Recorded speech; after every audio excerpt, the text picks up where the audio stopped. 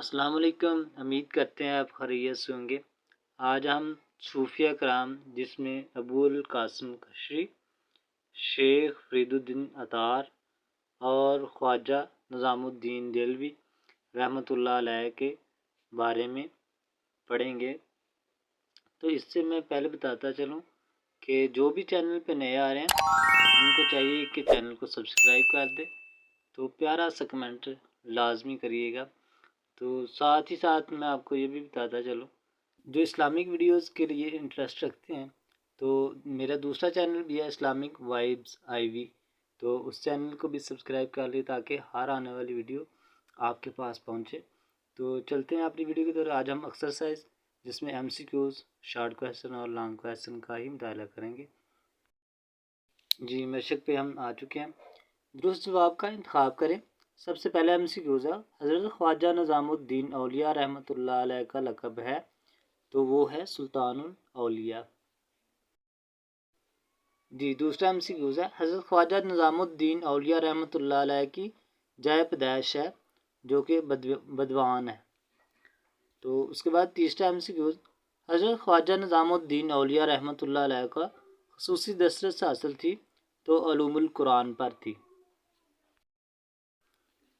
جی چوتھا MCQs، حضرت ابو القاسم کشری رحمۃ اللہ علیہ کی مشہور تصنیف ہے تو وہ رسالہ کشری ہے۔ تو پانچواں MCQs، حضرت شیخ فرید الدین اتار رحمۃ اللہ علیہ کی مشہور تصنیف ہے تذکرۃ الاولیاء۔ جی تو آگے مختصر سوالات ہیں۔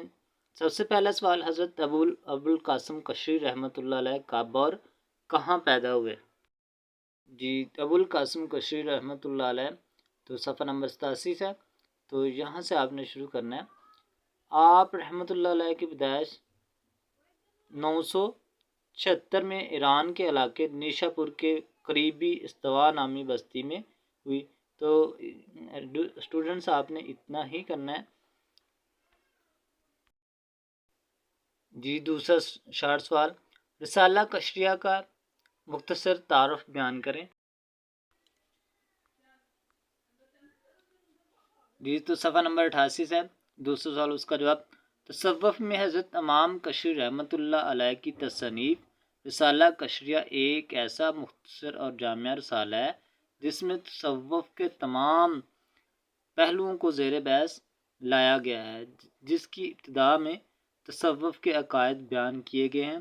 اس کے بعد 83 صوفیہ کرام کے حالات قلم بند کیے گئے ہیں۔ تو آپ نے اتنا کرنا، یہ 2 لائنیں ہیں۔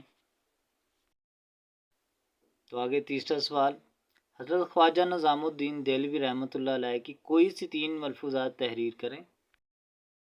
جی تیسرا سوال ہے اور اس کا جواب، سب سے پہلی راحت القلوب، افضل الفوائد اور فوائد الوفود، یہ ان کی ملفوظات ہیں۔ یہ 3 ہی کے نام آپ نے لکھنے ہیں۔ اگر آپ سارا بھی لکھنا چاہتے ہیں تو یہاں تک آپ لکھ سکتے ہیں۔ جی چوتھا سوال، حضرت خواجہ نظام الدین دہلوی کی معاشرتی روحانی خدمات کے بارے میں آپ کیا جانتے ہیں؟ تو صفحہ نمبر 90 ہے۔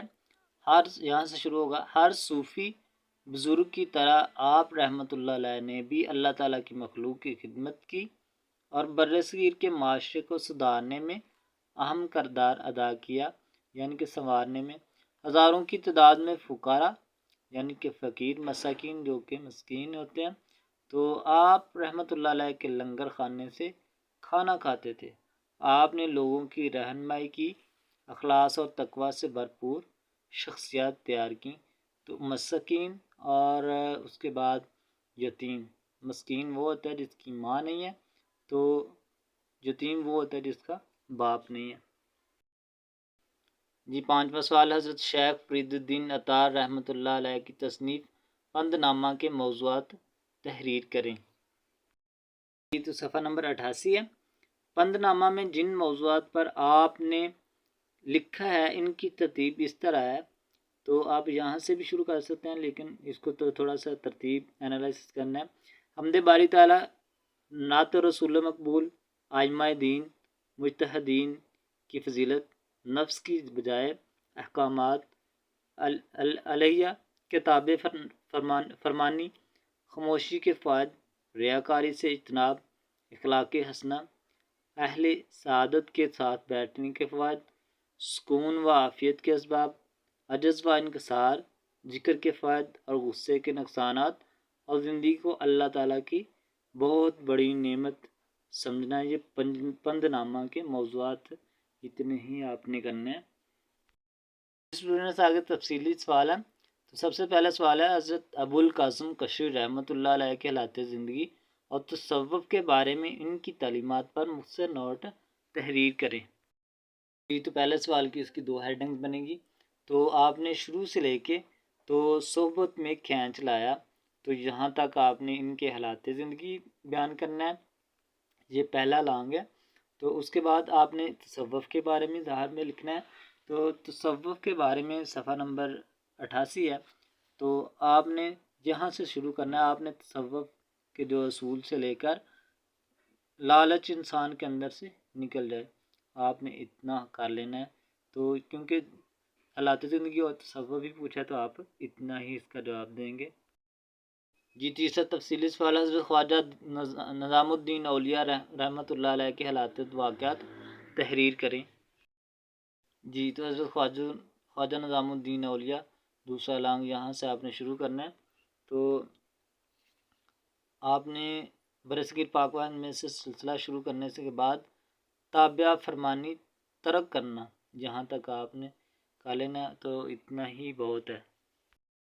جی تو تیسرا سوال، حضرت شیخ فرید الدین عطار رحمۃ اللہ علیہ کی علمی خدمات قلم بند فرمائے۔